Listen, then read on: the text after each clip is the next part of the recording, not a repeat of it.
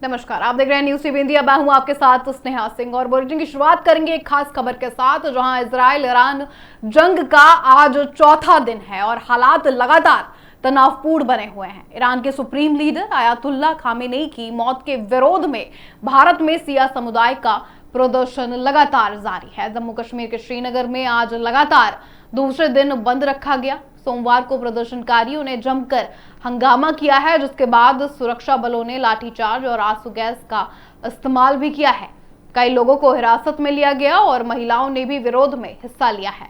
इस बीच प्रधानमंत्री नरेंद्र मोदी ने खाड़ी देशों के प्रमुखों से बात कर वहां रह रहे भारतीयों की सुरक्षा पर भी अब चर्चा की है। बता दें, यूएई से 4 फ्लाइट दिल्ली, मुंबई, चेन्नई और बेंगलुरु पहुंची, जिससे फंसे भारतीयों को राहत भी मिली है। सरकार ने राज्यों को भड़काऊ भाषणों पर नजर रखने के अब साफ दिशा निर्देश दे दिए गए हैं। तो श्रीनगर लगातार आज दूसरे दिन भी बंद नजर आया। प्रदर्शन लगातार वहां चल रहा है, लोग गुस्से में हैं, जमकर हंगामा हो रहा था, जिसके बाद सुरक्षा बलों ने लाठीचार्ज किया और आंसू गैस का इस्तेमाल भी किया गया है। इसी में कई लोग हिरासत में भी लिए गए हैं और महिलाओं की भी बड़ी भागीदारी इसमें साफ देखी गई है। इजराइल ईरान जंग का आज चौथा दिन, जिसके बाद हालात भारत में भी ठीक नहीं होते हुए नजर आए हैं। खामनेई की मौत पर लगातार भारत में प्रदर्शन जारी है, लोग विरोध कर रहे हैं। सोशल मीडिया पर भी लगातार वीडियो वायरल हो रही है कि किस तरह से लोग सुप्रीम लीडर की मौत का दुख जताते हुए साफ नजर आ रहे हैं। वहीं खाड़ी से भारतीयों की वतन वापसी भी प्रधानमंत्री ने सुनिश्चित की है।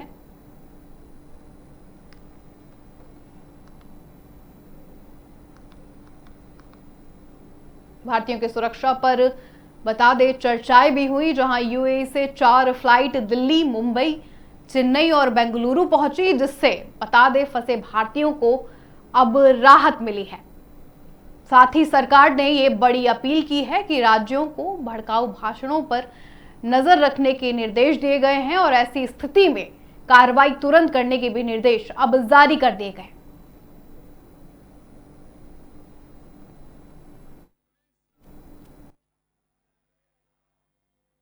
एशिया की वर्तमान स्थिति हमारे लिए गहरी चिंता का विषय है। भारत डायलॉग और डिप्लोमेसी के माध्यम से सभी विवादों का समाधान का समर्थन करता है। इस क्षेत्र में मौजूद सभी भारतीय नागरिकों की सुरक्षा के लिए हम सभी देशों के साथ मिलकर काम करते रहेंगे।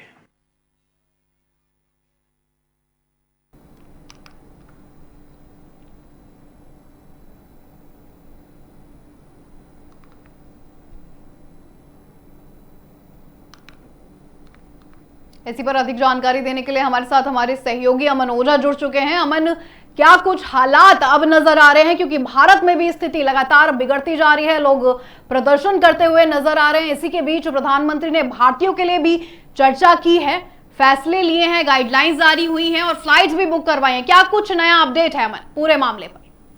बिल्कुल स्नेहा, देखिए, ईरान और अमेरिका के बीच जो युद्ध जारी था उसको लेकर भारत सरकार भी अलर्ट मोड पर है। अब खबर यह भी है कि केंद्रीय गृह मंत्रालय ने राज्यों के एहतियात बरतने के लिए पत्र लिखा है। दरअसल इसमें सांप्रदायिक चीजों को लेकर कास्टिज्म को लेकर, हिंसा भड़काने की आशंका को लेकर सतर्क रहने की बात कही गई है। ईरान के सुप्रीम लीडर खामेनेई की मौत के बाद भारत के कई शहरों में विरोध प्रदर्शन हुए थे। आपने देखा, तस्वीर देख रहे थे आप, जम्मू से लेकर लखनऊ तक जो तस्वीरें सामने आ रही थी वो बेहद ये उसको लेके बातचीत की जा रही है। किसी सांप्रदायिक भावना को किसी का ठेस ना पहुंचे, हिंसा ना हो, उसको लेके लगातार ईरान और अमेरिका के बीच जो युद्ध है उस पर भारत सरकार अलर्ट मोड पर है। 28 फरवरी को जो पत्र जारी की गई थी, चेतावनी दी गई थी, विदेश में जो हो रहे घटनाक्रमों का असर अब घर में भी हो सकता है। इसमें खास तौर पर स्नेहा हम बात करें तो धार्मिक आयोजनों में होने वाली बयानबाजी का जिक्र हो रहा था। लगातार भारत में देखा जा रहा था कि कैसे महिलाएं जो हैं, मुस्लिम समुदाय की महिलाएं जो हैं, शिया मुसलमान जो हैं, धरना प्रदर्शन कर रही थी, लखनऊ की सड़कों पर उतर रही थी। अब देखिए, बयानबाजी को लेकर जिक्र हो रहा था, इसे रोकने की कोशिश की जा रही है। अलर्ट मोड पर है भारत सरकार भी। पत्र में इस बात पर जोर भी दिया गया था कि खुफिया जानकारी की तेजी से साझा किया जाए और समय रहते कदम उठाया जाए ताकि कानून व्यवस्था किसी प्रकार से बिगड़े ना। देखिए, एक और बात बता दें, इसको लेकर कई सारी फ्लाइट जो रद्द हो चुकी हैं और इससे कहीं ना कहीं भारत सरकार के साथ साथ देश दुनिया के साथ साथ भारत सरकार के इंपोर्ट एक्सपोर्ट पर भी जोर इफेक्ट हो रहा है। अब देखिए जो भी बीते दिनों 4 दिन हो गया है लड़ाई को, आज युद्ध को, अमेरिका के इसमें 6 सैनिक मारे चुके हैं, 3 से 4 जेट क्रैश हो चुके हैं, अमेरिका की जो वायु लड़ाकू विमान है F-15 वो भी क्रैश हो चुका है। अब इसी कुवैत की एयर डिफेंस ने गलती से 3 अमेरिकी F-15 लड़ाकू विमान को तहस नहस कर दिया है, बर्बाद कर दिया है। अब इसमें कई चीजें वो निकल के आ रही हैं। स्टॉक मार्केट पर असर पड़ रहा है, जो बैरल थे वो बढ़कर उसके दाम बढ़ गए हैं, तेल क्रूड के दाम बढ़ गए हैं। इसलिए लगातार कई चीजें सामने आ रही हैं निकलकर। इसी बीच देखिए चीन ने भी कह दिया है कि ईरान के वैध अधिकारियों के हितों की रक्षा करना उनका समर्थन करता है, यानी चीन अब ईरान के समर्थन में है। उम्मीद जताया जा रहा है कि पक्ष तनाव कम करने के लिए सकारात्मक भूमिका भी चीन इसमें निभा सकता है। ईरान में देखिए इसी बीच भूकंप भी आ गया है, झटकों से दहशत मचा हुआ है। कहा यह भी जा रहा है कि ये भूकंप जो है, ये दहशत जो है, कहीं ना कहीं युद्ध जो कार्यक्रम जो चल रहा है, युद्ध का कार्यक्रम, उसके वजह से ये चीजें सामने निकल के आ रही हैं। पाकिस्तान भी देखिए कहीं ना कहीं जल रहा है, अमेरिकी एम्बेसी पर, अमेरिकी एयरबेस पर हमला हो रहा है लगातार। पाकिस्तान में भी इसकी जो तपिश जो है देखने को लगातार मिल रही है। जो युद्ध चल रहा है, अमेरिका जो है समर्थन अब घटाने की कोशिश भी कर रहा है, अमेरिका ही ईरान पर हमले का समर्थन कर रहा है और लगातार बढ़ती अमेरिकी सैनिक की जो मौत हुए हैं अमेरिका में, उसमें अब समर्थन घट रहा है। खुद ट्रंप ने चेतावनी दी है कि आगे और नुकसान हो सकता है। मिडिल ईस्ट में जो हालात अभी तेजी से बिगड़ रही हैं, Sneha, missile, drone, air defence, अब दोस्ताना फायरिंग तक की घटनाएं दिखी जा रही हैं और कहीं ना कहीं ये भी चीजें सामने निकल के आ रही हैं कि अब हालात धीरे धीरे और बिगड़ने वाली हैं, क्योंकि देखिए कहीं ना कहीं और चीजें बिगड़ती हुई चीजें दिख रही हैं। अमेरिका और ईरान के युद्ध के बीच चीन ने भी बड़ा बयान दे दिया है। उनके विदेश मंत्री जो है सैयद अब्बास, उन्होंने फोन पर बातचीत की है ईरान से और सुरक्षा और क्षेत्रीय अखंडता की बात कर रहे हैं और साफ कह दिए हैं इस तनाव को हालांकि बढ़ने न देने की सलाह दी है, लेकिन ऐसा कुछ होता है तो संघर्ष करते हुए पूरे मिडिल ईस्ट में इसे ईरान।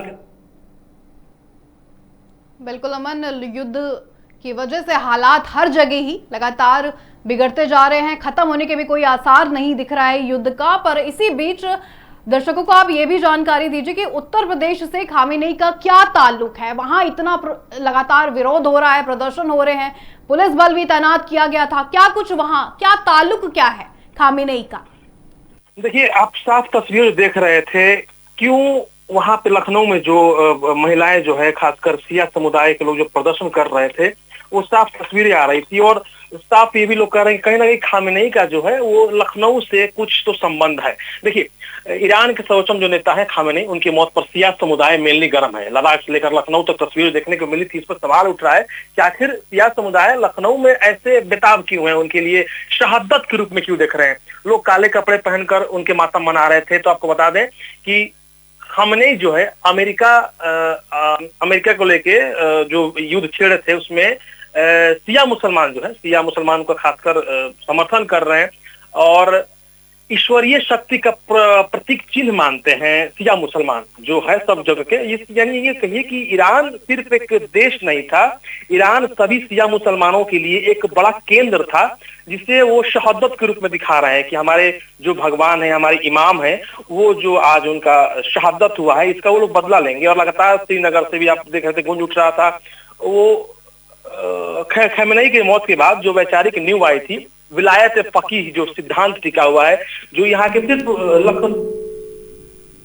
लखनऊ नहीं बल्कि पूरे भारत से जो मुसलमान सिया मुसलमान जो समर्थक कर रहे थे, वो अपने धार्मिक और उन्हें अपना वरिष्ठ धर्म गुरु मानते हैं।